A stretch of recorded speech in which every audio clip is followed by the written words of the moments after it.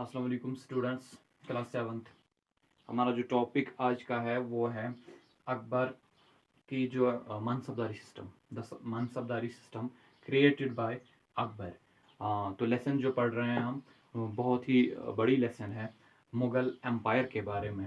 तो इसमें हमने क्या क्या पढ़ा, बाबर के बारे में पढ़ा, हुमायूं के बारे में पढ़ा, अकबर के बारे में पढ़ रहे हैं। तो अकबर के बारे में मैंने आपको क्या पढ़ाया, मैंने अर्ली लाइफ अकबर के बारे में कि 13 ईयर्स ओल्ड थे जब हुकूमत संभाली 1556 में। तो फिर किसने हेल्प की उसकी, किसने एडमिनिस्ट्रेटिव ये जो स्किल्स सिखाए, वो थे उसके गार्डियन, उसके फादर के फ्रेंड बैराम खान। तो बैराम खान फिर कैसे मारे गए वो भी पढ़ाया मैंने। कॉन्क्वेस्ट्स ऑफ अकबर आपको पढ़ाए और अकबरस एडमिनिस्ट्रेशन पढ़ाई। आज जो हमें टॉपिक पढ़ना है वो है द मनसबदारी सिस्टम, जो अकबर ने क्रिएट किया था। मनसबदारी सिस्टम वो क्या था उसके बारे में आज हम पढ़ेंगे। अब बुक खोलेंगे, ये पेज नंबर है पेज नंबर 49 मनसबदारी सिस्टम पे। हाँ, लेट्स स्टार्ट।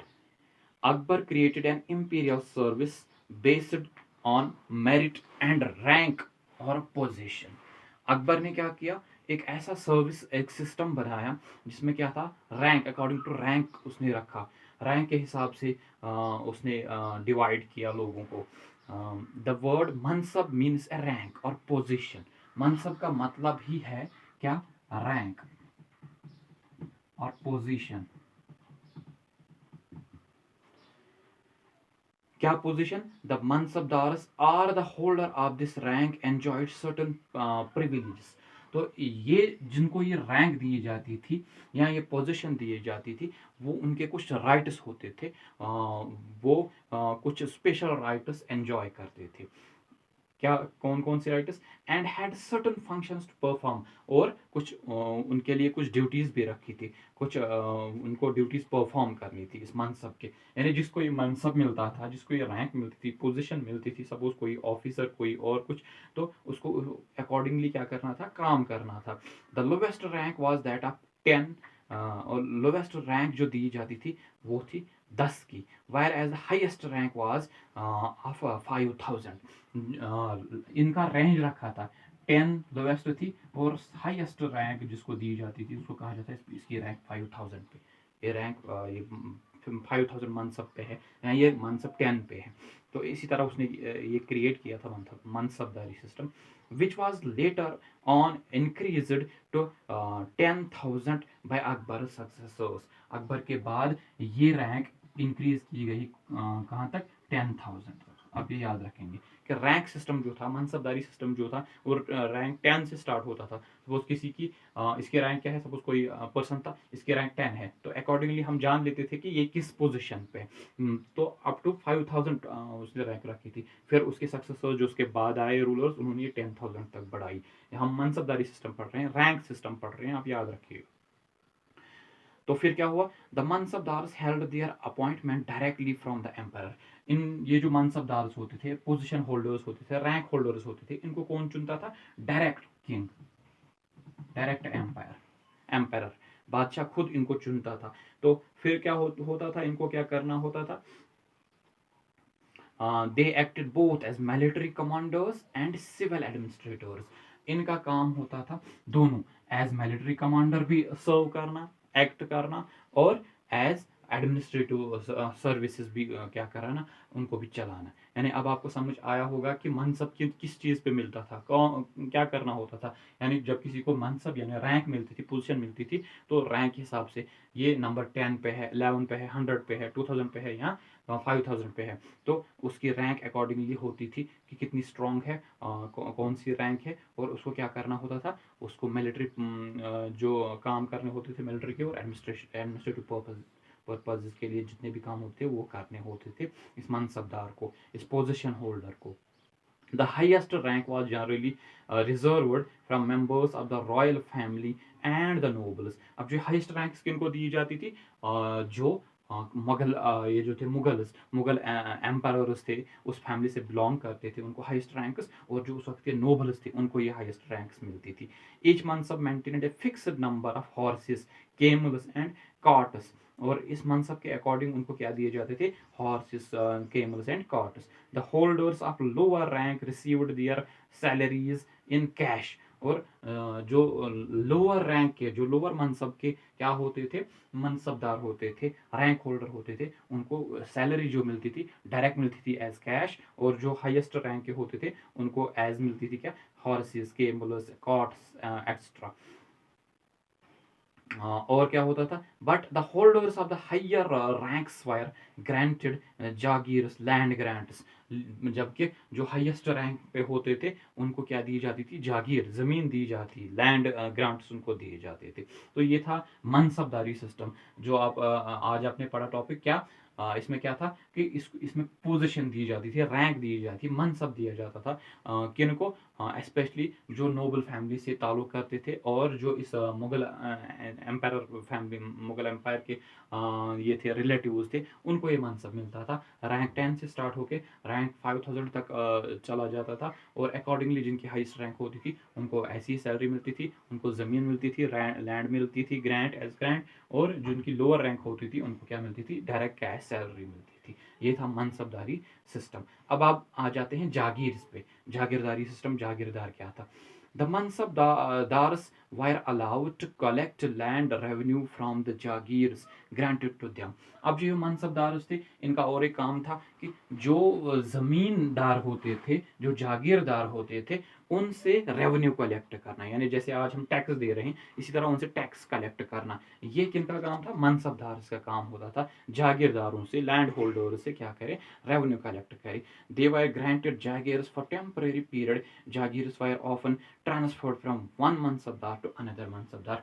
अब वो इन मनसबदार को क्या किया जाता था, इनको जागीर दी जाती थी, और उस जागीर को क्या किया जाता था, ट्रांसफर किया जाता था। एक साल किसी एक को दे दी, देखा कि उसने कितना रेवेन्यू जनरेट किया, दूसरे साल किसी और को दे दी, उसका देखा जाता था कितना रेवेन्यू ये जनरेट करेगा, किसके लिए, एडमिनिस्ट्रेटिव पर्पजेज के लिए, मिलिट्री पर्पजेज के लिए। इस तरह ये अकबर जो था ग्रेट एम्पायर बना। इसकी पॉलिसीज बहुत ही अच्छी पॉलिसीज थी कि कंट्री को कैसे चलाना है, मुल्क को कैसे चलाना है।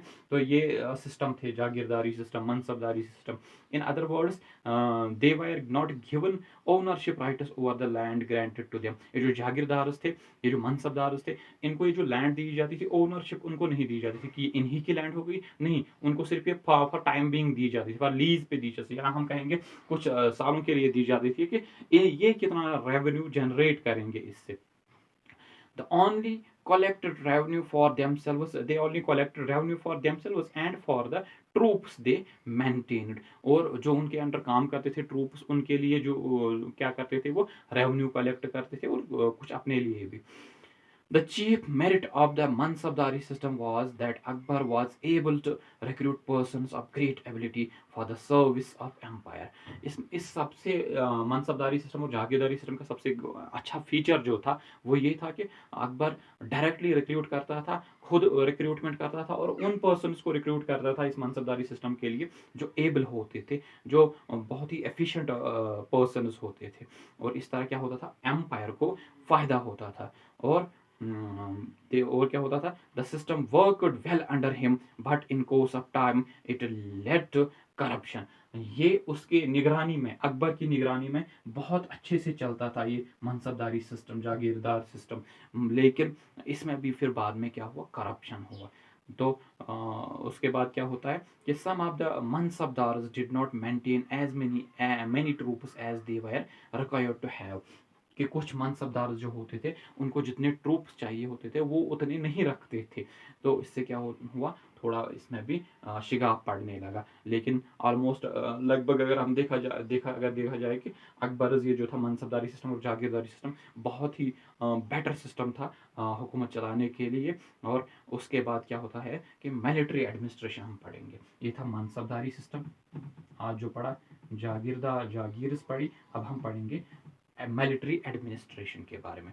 हाँ, तो Mughal army consisted of infantry, cavalry, artery and navy. Mughal army के पास कौन कौन से वेपन्स थे, कौन कौन सी आर्मी थी? एक तो थी वो जो तीरंदाज थे, वो जो तोप चलाते थे, वो जो समंदर को गार्ड करते थे, नेवी जिनको बोलते हैं। हाँ, the troops were mostly provided by mansabdars. ये ट्रूप्स कैसे रिक्रूट होते थे, कैसे प्रोवाइड किए जाते थे, ये मनसबदार्स इनको क्या करते थे, उन्हीं के हवाले किए जाते थे कि किस मनसब पे कौन सा है, उसको उस अकॉर्डिंगली उसकी उतनी बटालियन होती थी।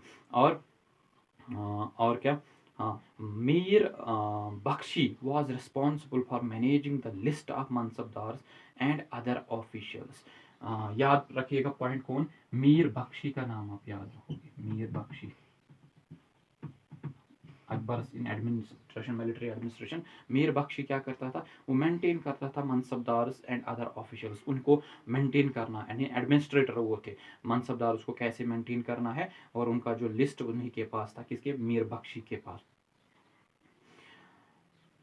और he was also the पे master general of all officers of the state. और ये वो उसको, मीर बख्शी को क्या कहा जाता था, पे मास्टर, यानी जितने भी ये ऑफिशियल्स, हायर ऑफिशियल्स थे, किसमें, मनसबदारी सिस्टम में, जागीरदारी सिस्टम में, इन सबको सैलरी जो देते थे वो कौन थे, मीर बख्शी। इसलिए उनको क्या कहा जाता था, paymaster of general officers, including mansabdars. जितने भी जनरल ऑफिसर्स और मनसबदार्स थे वो सब किससे सैलरी लेते थे, किससे पे लेते थे, मीर बख्शी से। इसलिए इसको पे मास्टर कहा जाता था मिलिट्री एडमिनिस्ट्रेशन में। ये पॉइंट। अब हम आएंगे लैंड रेवेन्यू पे, फोर्थ पॉइंट हम पढ़ेंगे आज का, land revenue. During the reign of Akbar's a reformed revenue system was introduced. अकबर's reign, जब अकबर ने हुकूमत संभाली तो इसने रेवेन्यू सिस्टम जो है वो चेंज किया, रिफॉर्म उसको किया। Todarmal, who had earlier worked under Sher Shah, first carried out a proper survey of land. He classified the land according to its productivity. Todarmal का नाम आप लैंड रेवेन्यू में सुनेंगे, टोडरमल। टोडरमल कौन थे, ये शेर शाह की जब एडमिनिस्ट्रेशन थी उसमें भी रेवेन्यू का काम यही देते थे, रेवेन्यू कैसे ज़्यादा जनरेट होगा। तो अब ये जब हुकूमत अकबर के अंडर आई तो ये उसमें भी रेवेन्यू मिनिस्टर रहे। हाँ, हम ऐसा कह सकते हैं कि revenue minister Todarmal revenue minister थे। उसने क्या किया था, लैंड को क्लासिफाई किया था, डिवाइड किया था, बांटा था, किसमें, कि प्रोडक्टिविटी, कौन सी ज़मीन कितना प्रोडक्ट, किस ज़मीन में कितना निकलता है, उसी अकॉर्डिंगली उसने उनको क्या किया था, डिस्ट्रीब्यूट किया था। The revenue system was called जब्त। ये आप पॉइंट रखिएगा, रेवेन्यू सिस्टम को क्या कहा जाता था, जब्त। अगर मैं पॉइंट बता दूं, जब्त, व्हाट डज जब्त मीन, जब्त means the revenue system, the land revenue system. हाँ, it was known as Todermal's Bendobast because of Todermal was Akbar's revenue minister. हाँ, इसको कहा जाता था, इस लैंड रेवेन्यू सिस्टम को, जब्त का नाम और एक नाम था, क्या था, वो था Todarmal's bandobast, because Todarmal was Akbar's revenue minister, क्योंकि हम कहेंगे बंदोबस्त। हाँ, ये किसने बंदोबस्त किया था, ये टोडरमल ने ये बंदोबस्त किया था, इसलिए इसको क्या कहा जाता था, टोडरमल्स बंदोबस्त, क्योंकि अकबर के जो रेवेन्यू मिनिस्टर थे वो टोडरमल ही थे, उसी ने ये बंदोबस्त किया था, लैंड को डिवाइड किया था अकॉर्डिंग टू इट्स प्रोडक्टिविटी। यह पॉइंट याद रखिएगा। The revenue was elected by the collected by the village headman muqaddam और some other local chief called the zamindar. हाँ, तो अब ये जो रेवेन्यू होता था ये कलेक्ट कौन करता था, हर एक विलेज में, छोटी छोटी विलेज में कौन करते थे, टोडरमल ने या अकबर ने, हम कहेंगे इन एडमिनिस्ट्रेटर्स ने मुकदम रखे थे। जैसे आप आज देखते हैं नंबरदार जिसको बोलते हैं, मुकदम इनसे। हाँ, वो ये लैंड रेवेन्यू, यहाँ ज़मींदार, बड़े ज़मींदार को रखते थे, चौकीदार को रखते थे, वो ये लैंड रेवेन्यू जो होता था, ये जो टैक्स होता था लेते थे वो। सपोज किसी के पास 10 बोरियां हैं तो उनको 2 बोरियां क्या देनी होती थी, गवर्नमेंट को देनी होती थी एज टैक्स, एज रेवेन्यू। हाँ, वो उनके लिए होता था, अकबर एडमिनिस्ट्रेशन के लिए। तो ये कौन कलेक्ट करता था, मुकदम करते थे collect. The zamindars could keep a certain percentage of what they provided from the peasants in course of time. The zamindars had become very powerful. They started exploiting the peasants who sometimes rose in revolt. तो इसमें क्या होता था, land revenue system में जो ज़मींदार होते थे, जिनके पास ज़मीनें होती थी, जागीर होती थी, वो क्या काम करते थे, वो तो एक टैक्स देते थे, किनको, गवर्नमेंट को टैक्स देते थे।